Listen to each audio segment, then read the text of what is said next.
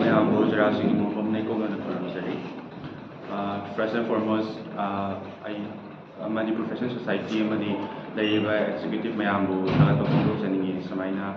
Yamna overwhelmed with appreciation program Duga I know competition as a Thailand the host October date 20 dagina 28 ko pangthokadaba competition naman aduga aina represent of this not only Manipur ID kanglay bakang natuna all over India si represent it's a huge responsibility aduga si represent tong nabo kanab isa si representable point nabo kanabada ay oza guru amadi mi kyamagi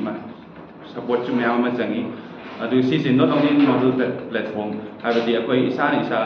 represent kamay tawgani confidence kamay na build up tawgani habase every field amadi every hiram putting the gala in this 21st century da aduna ai India se diverse country ni haiba ma saktak seram ge ai central event sida aduga Manipur ma busu chokhaloi